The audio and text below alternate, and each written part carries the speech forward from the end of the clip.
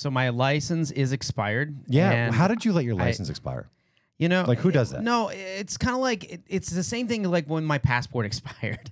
You just because it's every 10 years, right? And your license is weird because it was I think 6 years. It's not like an even thing or whatever. So and you know, I looked at it and I knew when my birthday passed, I was like, "Oh yeah," but it didn't like occur to me. So I was looking the other day, I don't remember what I had to get my license number out for, but I was like, oh, and I was just double checking something, and I was like, oh crap, it's expired. Yeah, anybody watching this show or listening to this podcast who knows me knows that my anal retentive ass that does not compute for me, Brian. I'm sorry. I just hate the fact that I have to go to the DPS. I haven't been to the DPS because the last time I did it, it was a online. It's brutal. So get ready to stand in line. I don't know. It's maybe a new experience now post COVID with all these appointment setting stuff or whatever. We shall find out. Sure. Welcome to Neighbors Don't Knock, the show that brings you hilarious, unapologetic conversations only these neighbors can have. Join them and guests in their weekly mission to expand the neighborhood. Now, here's your hosts, Brian Chambers and Philip Goffrey. What's going on, all you neighbors out there? Hey. Near and far. Welcome to Neighbors Don't Knock. If this is your first time, your second time, or your 100th time, we welcome you to the show where neighbors get together. We expand our neighborhood by meeting new people, businesses, and connecting with the world around us and bringing a little bit more fun and excitement to your lives. Hello to everybody on YouTube and wherever you listen to your podcast. I'm hoping this is at least your 100th time because I was looking the other day and did you know we've dropped over 143 different pieces of content? Yeah, that's really great, which there's a lot of great guests and great neighbors and some really cool experiences. And hopefully this season you guys are going to get more of those experiences because we're doing a lot more on location stuff. So that's a very exciting. But take a moment, and it would really help us out if you can hit that subscribe button followed by that notification bell so you never miss any new content. Follow, like, and subscribe wherever you get your content or social media. And, you know, we'd love to hear from you. You can always check us out at www.neighborsdon'tknock.com. Indeed. I like to hear your comments, and we do utilize a service called Pod Inbox. So if you go to Pod Inbox / Neighbors Don't Knock, you can leave us a message that may even get read out on the show. But anyway, I am very, very excited for today's guest that we have with us in studio because it's not often that we sit down with somebody who is quite as badass as this gentleman is.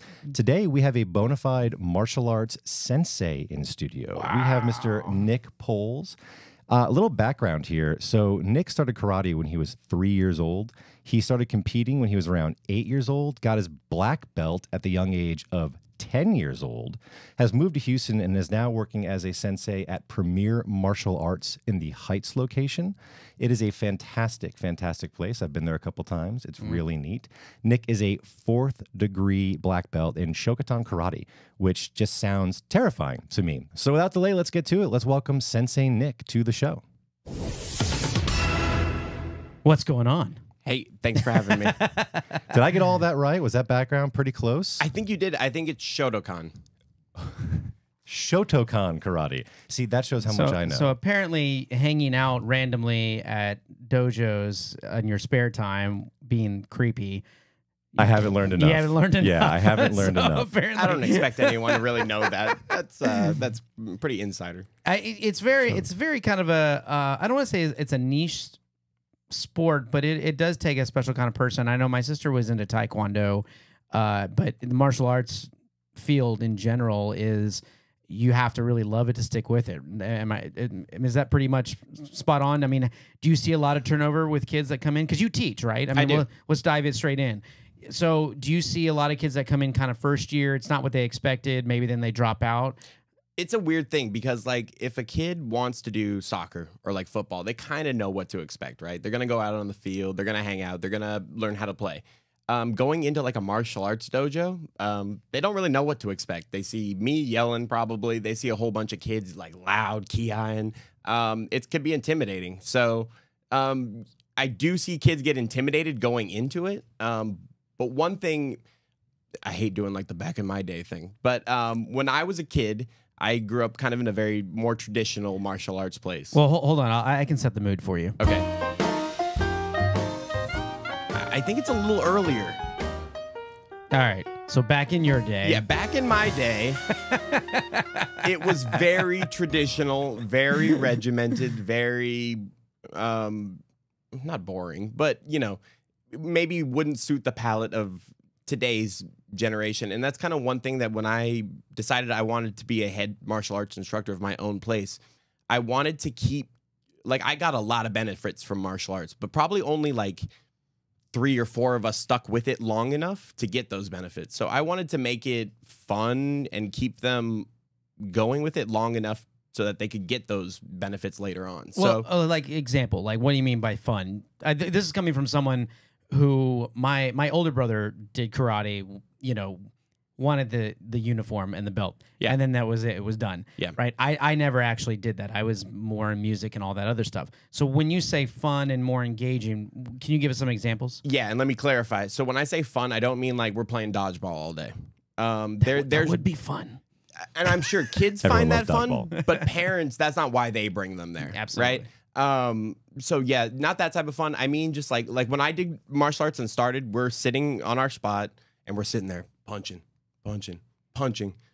And yeah, I got good technique from it, but most kids got bored by that. So I try to keep the kids moving. I always say sweating, smiling, learning. If they're doing all 3 of those, then I feel like I'm doing a good job. I just want them to enjoy what they're doing. I want it to be hard enough where, they're progressing, but, not so easy that it's just dodgeball. Yeah, I kind of feel it's one of the few teaching professions nowadays that you can still yell at the children. Oh, yeah. I can give them push-ups. Yeah, exactly. You can. I'm sorry, teachers out there. HISD, I'm sure you'd love to give your kids football push-ups. coaches are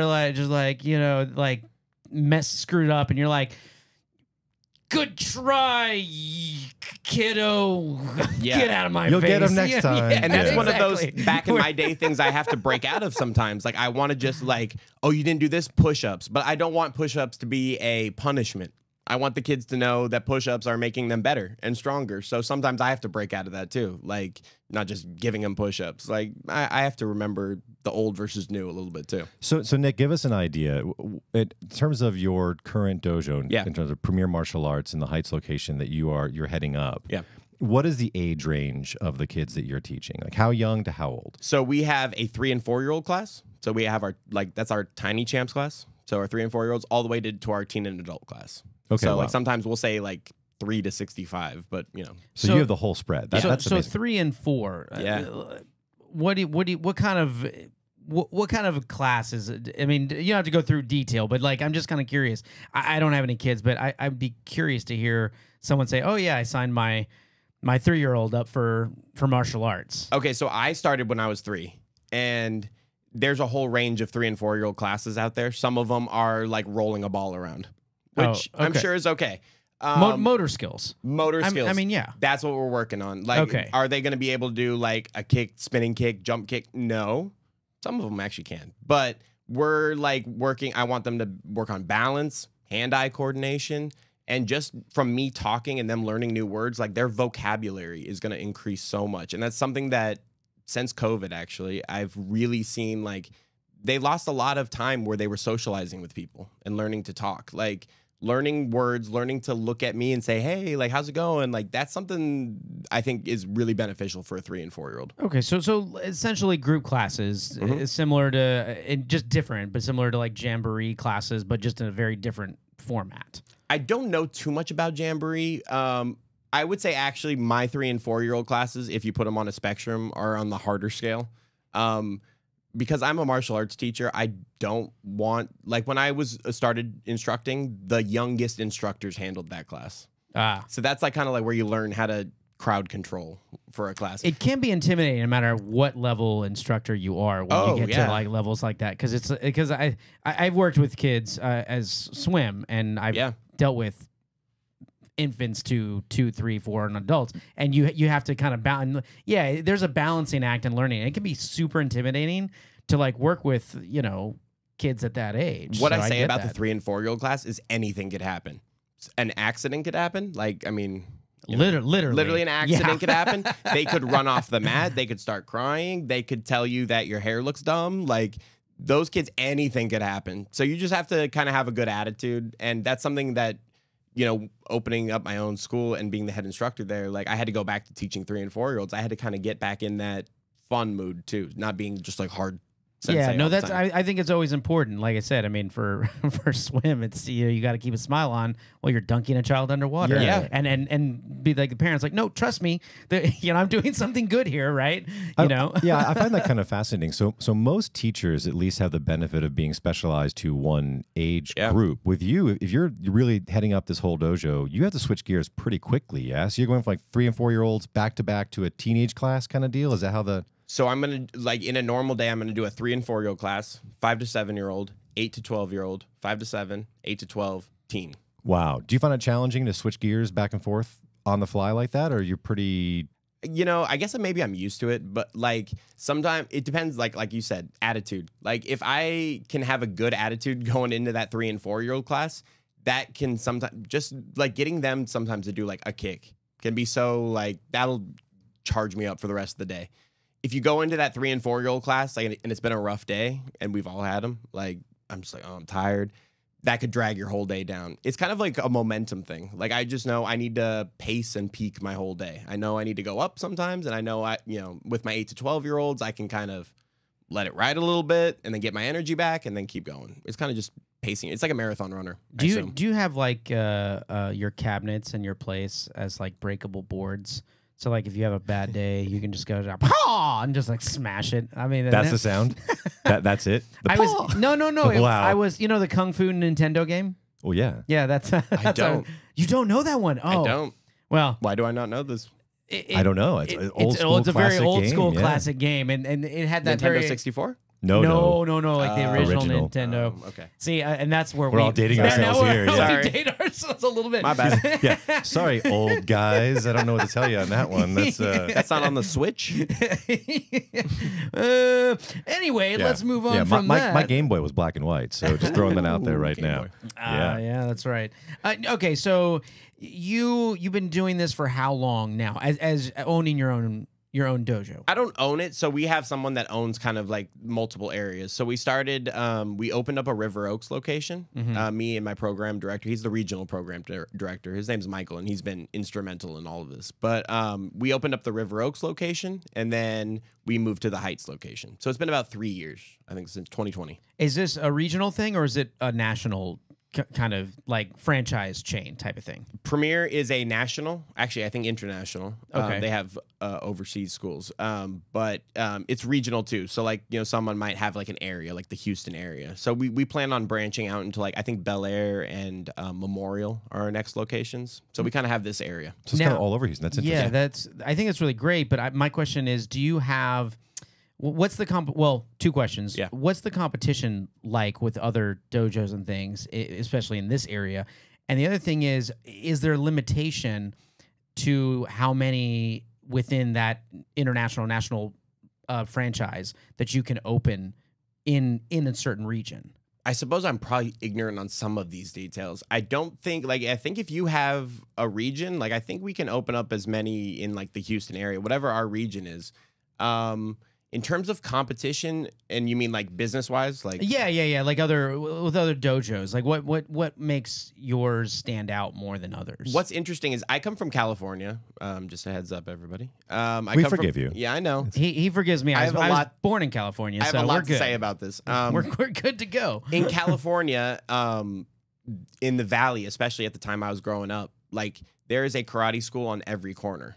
So I'm used to a more there's karate schools everywhere. Well, the Valley's not just a myth. Yeah, I mean the The karate All Valley tournament is not just a the myth. Karate Kid got some things right, and Cobra Kai maybe even more so.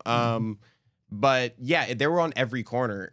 So actually out here, it feels wide open to me, at least. Now, when you say there was dojo in every corner, were they usually just classic karate dojos, or is all sorts of disciplines? And you're gonna find, Taekwondo is gonna be probably the most popular. Then karate, and then you're gonna find your more niche, Like your jujitsu and other things. Jiu-jitsu's a little bit later, actually. That's Okay. a little bit more recent phenomenon. Okay. Now you'll see jiu-jitsu everywhere. Jiu-jitsu wasn't as big at the time, but you're gonna see things like Aikido, Capoeira. now we're in that crazy niche territory. I've seen the movie. I know. Yeah. Yeah. A lot of these like arts that I don't want to say MMA kind of killed and run out of business, but kind of like your Aikido is not going to win against a kickboxer. Like once the MMA and the UFC really became big, like a lot of these very niche martial arts, you know, people are like, I don't know. Well, that's very Kung Fu too. Kung Fu. Okay, Yeah. that's very interesting that you brought up MMA and UFC and things like that. Has that been a super driving force for a lot of people? I mean, do you have a lot of students that have that goal in mind to get to that level? Because it's very different from when it started. Yeah. You know, now it's full-fledged. Blood sport. Yeah. I mean, that's kind of what it did. It started kind of like Jean-Claude Van Damme's blood sport, or at least it felt like it. One of my heroes. You know, but then it's now expanded into a very I don't want to say, I don't even know what to say. Well, industry, but respected industry, right? Yeah. It used to just be like we're just two men in or one man leaves type of thing, and now it's a Big money. serious big money. Oh, yeah. You know, I mean, it's bigger than boxing. I feel like at this point. It definitely changed the martial arts industry in terms of, like, we used to say there's the quote, like, my kung fu is better than your kung fu. My karate could beat your jujitsu. Everyone the had Bruce Lee documentary. yeah, type and stuff, then UFC was like, okay, let's put him in there, and we found out pretty quickly. So it kind of dispelled a lot of the myths around certain martial arts, which is good, which I think is a great thing.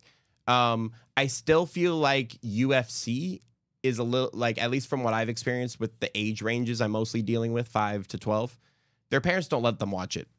Okay. For a lot, it still has that aura of violence, I think, which I don't, Well, it's real I fighting. mean, yeah, It's violent. Oh, it's violent. but it's great. Yeah, it's absolutely violent. Yeah. No, I have a cousin who fights in that, and honestly, it's hard to watch some of her videos because Yeah. they really are pounding on each other. I mean, it's violent. What's interesting though is it's probably a lot safer than things like boxing, which boxing is after karate, I went to boxing. Like that was my second love. In boxing, if you hit me and knock me down, I have 10 seconds to get up, and then I'm probably concussed, and then I get to keep going. And then I get knocked down again, I'm concussed, and I can keep going. Like boxing, actually, while maybe it doesn't look as violent in terms of now what we know about CTE, head trauma, like Well, with every sport, really. Yeah. Now they're serious about the head Yeah. trauma thing. Sure, I was talking. Yeah, in terms of like the martial arts ones, though, like UFC, if you get hit, you go down. They get on top of you for a few seconds, and then the ref stopping it. It's probably actually a lot better and safer than any of the other martial arts ones that we've had before. What Yeah. would be considered a serious injury though in martial arts within a competition level that you've experienced or that may be common?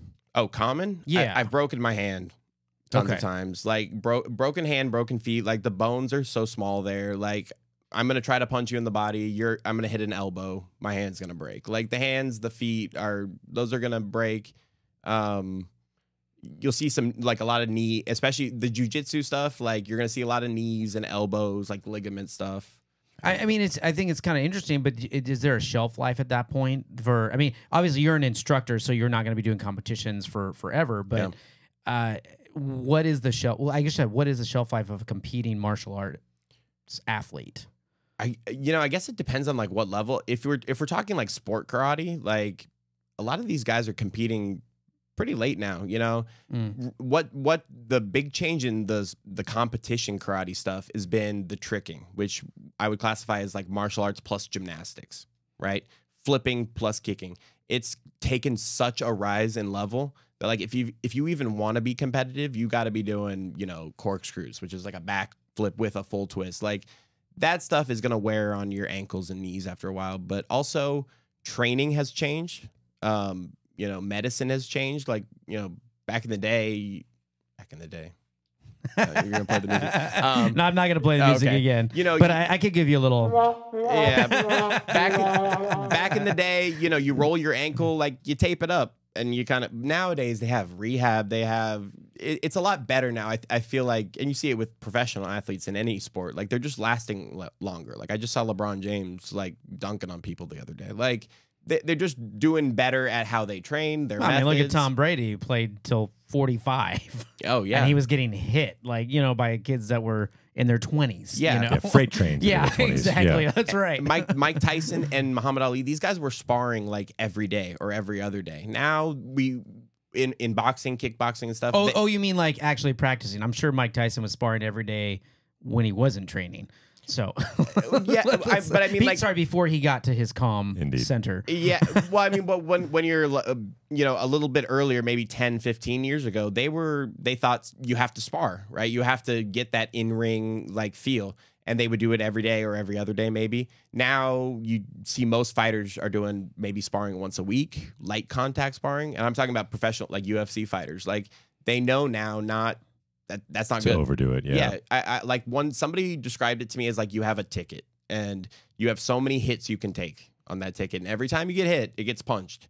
And you're just trying to last as long as you can in the sport. Yeah, and I mean, I totally understand that. I get that, because no matter what you do, you want to last as long as you can, especially in a physical aspect. I mean, it's just the same thing for dancers and gymnasts and other athletes and stuff. I mean, you want to try, but also, don't you feel, and this probably doesn't apply to martial arts, but in general, when athletes are trying to do that, professional athletes, they're trying to get large amounts of money, which I get, because they know that they have a shelf life of what they can play in the sport, but they're also trying to kind of manage it as they go, but they're asking for, it's kind of risk reward, the less that they are doing, but they're still asking for more at that point. You know what I mean? Like LeBron James has been playing, like you brought up LeBron James. Yeah. He's been playing for so long, and that man goes, he's Iron Man.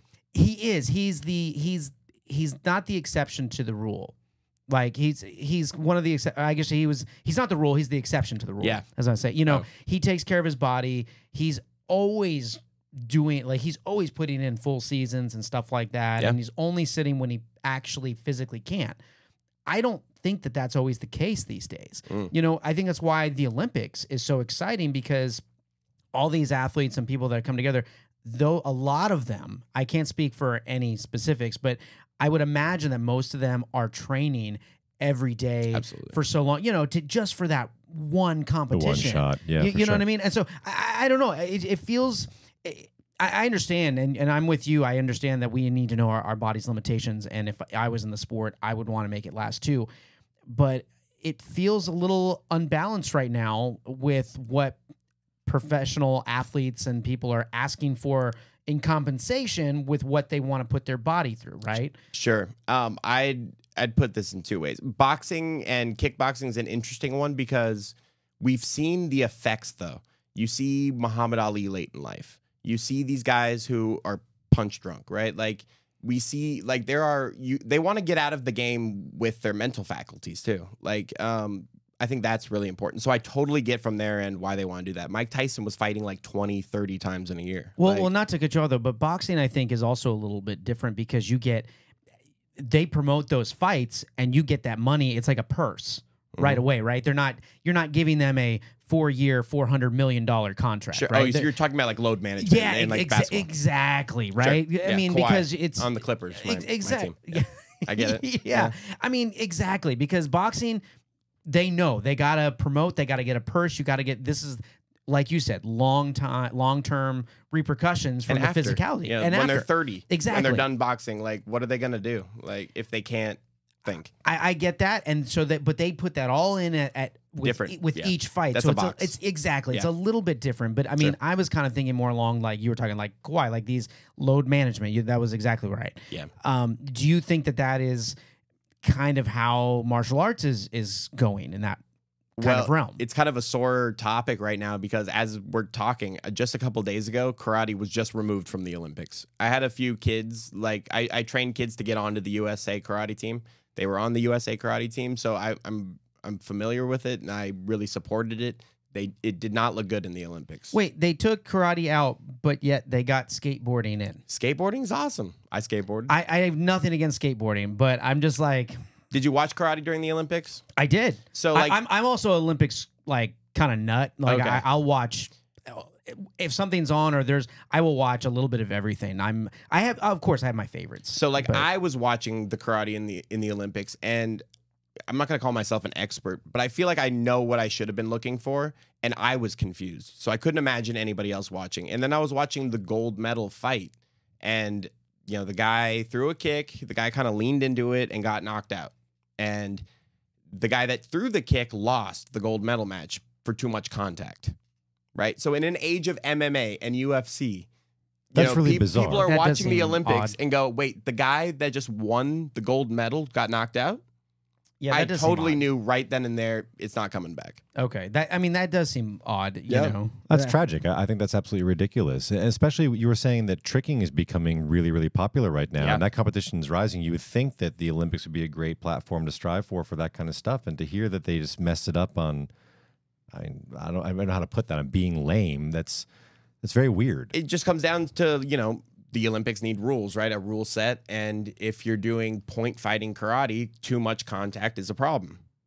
Well, Obvious- that's like same fencing is like, oh, you lunge You stabbed him too too hard. hard. yeah, Yeah. exactly. I think, like, I totally. no point for you. I think in any tournament, yeah, if you kick someone and you knock them out, that's probably too much contact. But I could see from a lay person watching it being like, wait, I just saw, like, you know, Volkanovski today, you know, get knocked out from a head kick. That he didn't win. Like, I could see them being like confused Yeah. and not wanting to watch it again. and That makes sense. And forgive the It's a consumer, like the Olympics is a consumer, you know, absolutely. And when it comes down to it. forgive the ignorance on this, but you just mentioned someone who I assume is a very famous martial artist. Yes. Okay. Yeah, there was a big UFC fight just a couple hours ago. Yeah. I'm not a huge UFC MMA fan, but I mean, I've watched before and I'm not huge into it either. but I've seen stuff that I don't follow. So anytime you start throwing some names around, I may be like asking who they Absolutely. are. Yeah. So as this relates to PMA and to your dojo, what are you instructing there? Are you doing all classic karate, or is there mixed martial arts involved? How's that structured in your place of business? So Premier Martial Arts is mixed martial arts. They're taking kind of the kicks and some of the strikes from karate or taekwondo, depending on where, because you know they're hiring instructors from all over the place, right? So we all come from different backgrounds. So you're going to take stuff from karate, kind of the base foundation. You're going to take kickboxing, and then for our self-defense, we use Krav Maga. So kind of a mixture of those three are going to be our main curriculum. So Krav Maga, that tends to be pretty popular in terms of the self-defense aspect of martial arts now, yeah? To be quite honest, I was not super familiar with Krav Maga coming into Premier Martial Arts. That would definitely be, you'll see some instructors in Premier Martial Arts coming from Krav Maga, and then they kind of got to pick up some of the karate stuff. I was all of the karate stuff and kickboxing. Krav Maga was the stuff I had to kind of learn being hired by Premier. So what did that look like? Are you in Houston at this point, already working for Premier, and you're training under Krav Maga now, or was that like train up in California, then come? You know, when I got the kind of offer and the, you know, talking to come out here, I just drove out here. You know, it was in the middle of the pandemic. I was teaching not even karate anymore. The only place I could find, I think it was Hapkido. I was teaching Hapkido in a field, I guess, a park with everybody 6 feet apart and with masks, and it wasn't really a job anymore. But during the pandemic, I just realized like it's time to get a big boy job or, you know, do something else. Like karate didn't seem like a viable option anymore. And Premier really offered me the opportunity to come out. So I was like, I'm going. So I just drove. And then when I got here, when you get hired, you go to like a week-long kind of training in Knoxville where they have their headquarters. And then you have to go to you have to fly out for a couple different instructor trainings. And then I imagine it's continuous education, right? With working for them, do they do continuous education and certifications? Absolutely, yeah. They're constantly, they have a really good setup, especially now. The pandemic really helped in this aspect where like we can learn through Zoom, we can learn through. They have websites and stuff. Like all the curriculum is up there, how to teach it, how to do it, how to learn it.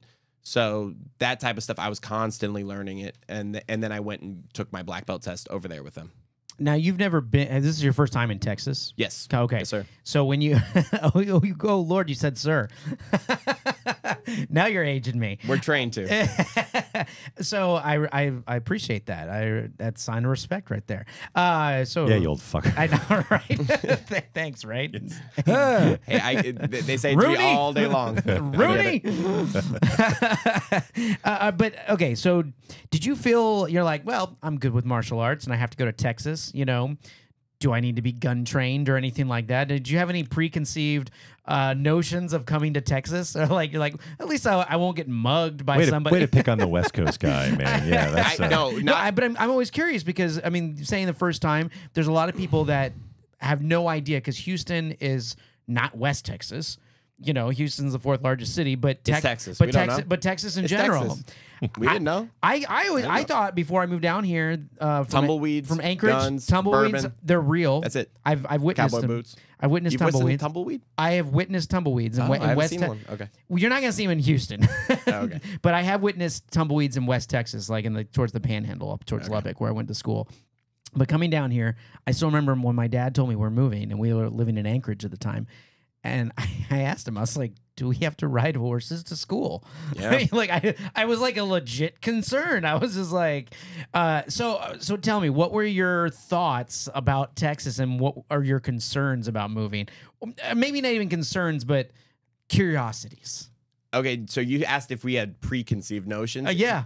Straight up biases, right? Like we think, right, everyone has a gun, like on their hip, like sheriff style, like cowboy hats and stuff. the grocery store when the doors open. Yeah, the saloon doors. I don't feel like paying today. All right, let's take it on the streets, you know? Yeah, and You calling me yellow? I would. My whole life was that, right? Like in California, Texas is almost Texas and maybe Florida or something, or like a joke, like a backhand. Always Florida. Oh, what do you? Always Florida. Well, you know, Some weird things I happen. haven't lost that one. We always say the crazies end up in I love Florida. Florida. Florida was my other option.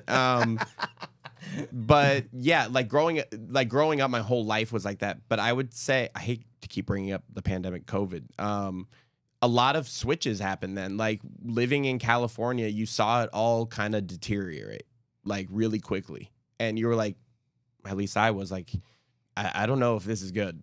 And especially seeing like places like Texas and Florida that we're talking about being crazy, thriving. Oh, yeah. And still being good.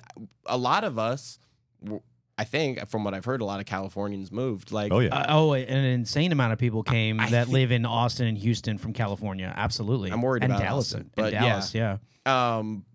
But I think a lot of us were just like, I don't think this isn't good long term for a lot of us, you know, who didn't want to do that. So a lot of those biases and misconceptions I had were erased before I even came here. I was so excited to come here. Like, it's been nothing but great. And I was excited to come here.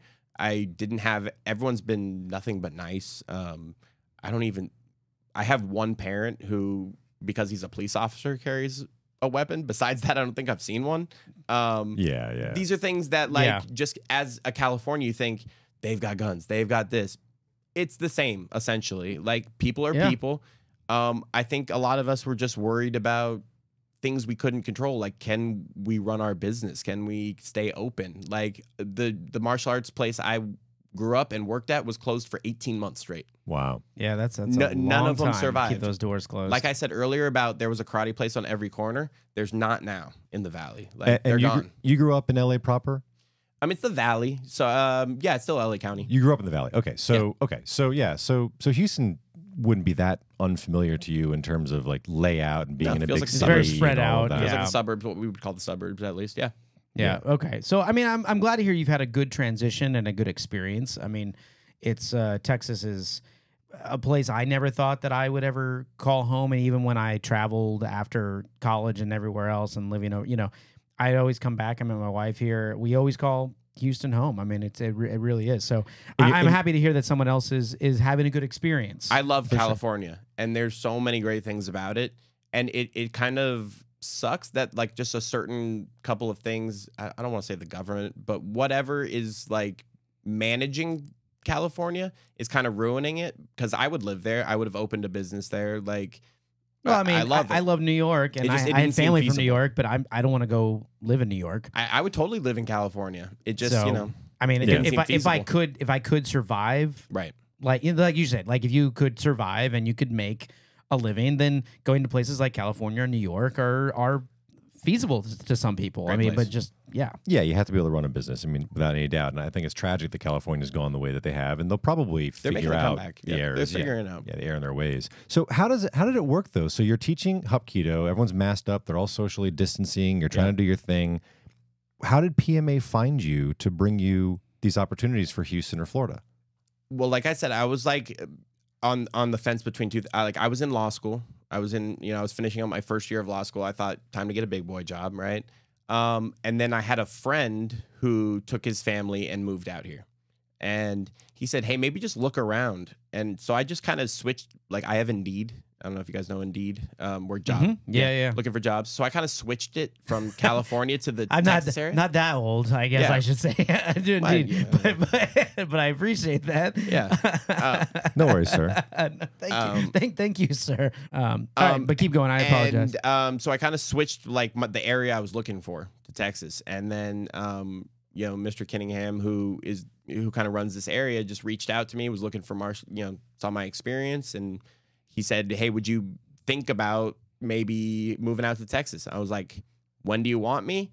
He's like, "Maybe in a couple weeks." I was like, "It says 3 days that I can drive there in 3 days." And he's like, "Oh, okay." And I did it. There you go. I just So you packed got it to up, and I was like, "I'm out." see some beautiful countryside going through Arizona, New Mexico. Well, right boy. about at San Antonio, which I think was like, it said an hour and a half away still on my thing.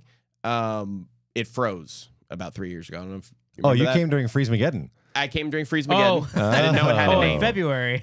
Yeah, it was February. I drove out here, and I just remember seeing the things on the what do you guys? It's not a freeway. The loop. No, What do you guys call it? freeway. Is it Well, freeway? the loop is one that goes around The loop the is city. just literally it's A they're circular all freeway. freeways. It's still That's all it freeways. is. Okay, I was on the freeway and City it was said like designed by drug dealers. That's how you can tell. that's not- I Each wanna city was ask about different. that. Was on different drugs. I'd like to say that everyone was just kind of high when they designed the highways around here. Just like they're like looping and connecting or whatever. Yeah. So I'm thinking like more like hard drugs for Dallas. Like that's why.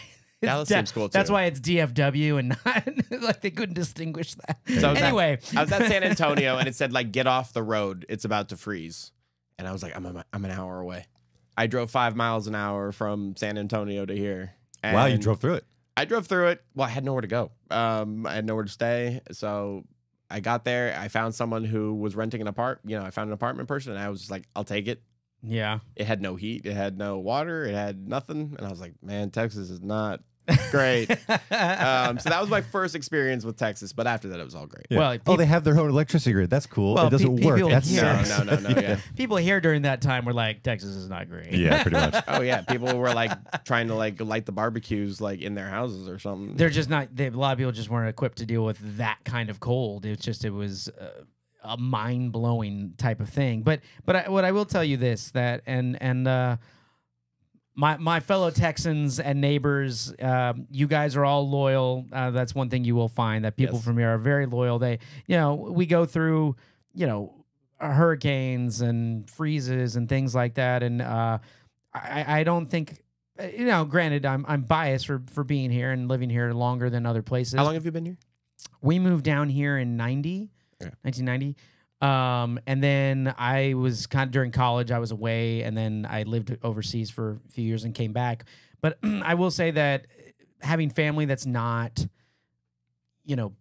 based in Houston originally, up in the East Coast and area and stuff like that, they are just so surprised to see how communal that people can be here. Like, just the camaraderie that comes and the bonding experience that you have when you get that. It's off-putting at first. Yeah. Well, You walk around, you're like, why are people saying hello? Why are people looking at me? Like, what? Like, Yeah, you almost want to do this, yeah. like, what are you looking at thing? Like, mind your yeah. business. yeah, in LA, we kind of, keep our headphones on. We walk, looking down. Like, it's off. It's almost like it's a culture shock for sure. Yeah, it's neat that it's very different, but I've never, with as much as we've experienced with everything that's happened, natural disasters and other things here, you're going to learn that you're never going to be short on someone that will offer you Absolutely. help. That's kind of the really wonderful thing, especially as Houstonians. It's very true. I've been through a few disasters here since I moved here in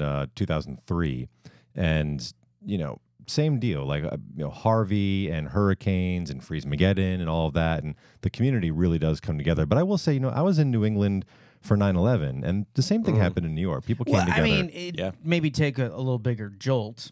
It was definitely a big. It happens big more jolt. often here, though, right? Like I would. This is true. I would People are That's a say once in that. a lifetime thing. Indeed. Yeah. And I shouldn't say that. I mean, I guess that's. I guess on the flip side of that, like you said, for New England, yes, you notice it more with things like 9/11. I'm sure it was still happening, but like you mentioned, like people have their way, though. Culturally, that's what they do. It's like. Off-putting is a good way to put it. I had the same experience when I moved down here. It took me a couple of years to really get used to it. That people just genuinely want to say "Have a nice day" and they mean it. And also the speed. Like I'm used to you order quick, you go quick, you move quick, if you're in HEB, you push the cart quick. Now, did you call it Did you call it the HEB, or did you actually say HEB the first time? Did you call it? People call it the HEB? Yeah, no, well, I've never even heard of HEB till I moved here. Well, no. We have Albertsons and Ralph's. I know Albertsons, but HEB is strictly a Texas thing. Oh, it's like it runs the state, don't you think? Oh, don't you think they have a secret between? For sure. When between people say HEB like the dark specs. people, like it's HEB. They're running the state. Yeah. Oh yeah, a whole lot more than Walmart than you think a Walmart would be. So yeah, it's HEB and specs run this place. Walmart runs Arkansas and That's HEB right. runs Texas. That's pretty right. much how that goes. They have some pull. Hey neighbors, thanks for checking out the episode. To learn more about Premier Martial Arts and all the incredible things that Sensei Nick and his team are doing right here in Houston, be sure to tune in to part 2 of Why Martial Arts.